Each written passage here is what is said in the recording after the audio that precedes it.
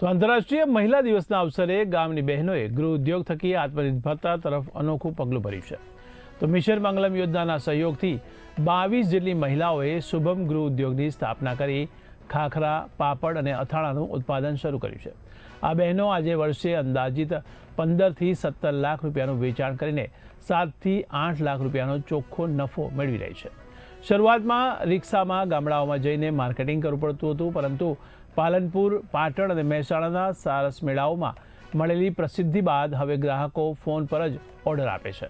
વિજાપુર તાલુકામાં હાલ 1688 જેટલા સખી મંડળો કાર્યરત છે, જેને સરકાર દ્વારા કરોડો રૂપિયાનું રિવોલ્વિંગ ફંડ અને CIF ફાળવવામાં આવ્યું છે।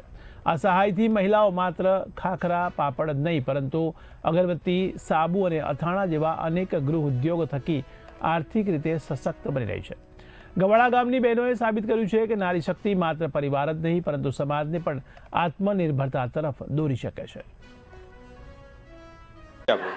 વિજાપુર તાલુકામાં 1688 સખી મંડળો ચાલે છે, જેમાં રિવોલ્વિંગ ફંડ અંદાજે 1 કરોડ 75 લાખ રૂપિયા આપેલું છે, તથા વિલેજ લેવલ ફેડરેશન એટલે ગામ સખી સંઘ ફેડરેશનમાં 2 કરોડ 78 લાખ રૂપિયા CIF ફંડ આપેલું છે, જેનો ઉપયોગ ગામની સખી મંડળની બહેનો પ્રવૃત્તિ કરવા માટે કરે છે, જેમાં સખી મંડળની બહેનો ખાખરા, પાપડ, અથાણા, સાબુ, ફિનાઇલ જેવી પ્રવૃત્તિ કરે છે। તેવી જ રીતે આ ગવાડા ગામ સખી સંઘમાં ખાખરા, પાપડ, અથાણાનો CIFનો ઉપયોગ કરીને પ્રવૃત્તિ કરે છે। મારા ગામમાં ઘણા સખી મંડળો ચાલે છે, એમાં મારું પણ એક સખી મંડળ છે, મા મિશન મંગલમ।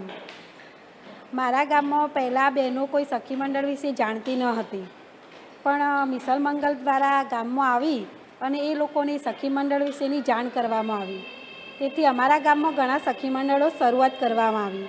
એમાં 10 બહેનો ભેગી મળી અને સખી મંડળમાં 100 રૂપિયાની બચતો કરી, એમાં રિવોલ્વિંગ ફંડ, લોન આપવામાં આવતી। પછી અમારા ગામમાંથી બધી બહેનો સખી મંડળની 10-12 બહેનો ભેગી મળી અને સખી સંઘની શરૂઆત કરી। તેમાં શુભમ મહિલા ગૃહ ઉદ્યોગ નામનો ઉદ્યોગ ખોલવામાં આવ્યો। એમાં અલગ અલગ મંડળની બહેનો ભેગી મળી અને 22 બહેનોએ શરૂઆત કરી। શરૂઆતમાં અમે ખાખરામાં શરૂઆત કરી, તેમાં પાપડ, અથાણા એની શરૂઆત થઈ। તેમાં RCIT દ્વારા તાલીમ આપવામાં આવી। તાલીમ આપ્યા પછી તેની સર્ટી આપવામાં આવી અને પછી કમિટી હોલ અમને આપવામાં આવ્યો। તેમાં એક દાતા પણ હતા, એમને થોડી મદદ કરી। પછી શરૂઆતમાં બહેનો અથાણા, પાપડ, 7 જાતના ખાખરા બનાવવાની શરૂઆત થઈ। એમાં બહેનો 7 થી 8 લાખનો વર્ષનો નફો મેળવવા લાગી। અમે છે ને શરૂઆતમાં અમે માર્કેટિંગ દ્વારા રિક્ષાઓ લઈ અને વેચાણ કરવા જતા હતા।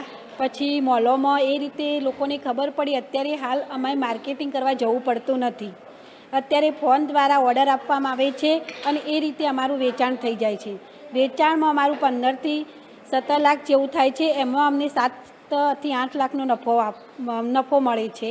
અને અમે સરસ મેળામાં સરકાર દ્વારા યોજવામાં આવતા મેળાઓમાં જઈએ છીએ, તેમાં પાલનપુર, બનાસકાંઠા, મહેસાણા, પાટણ, વિજાપુર એવા અલગ અલગ મેળાઓમાં ભાગ લઈએ છીએ। એમાં પણ અમને સારું એવું નફો મળે છે।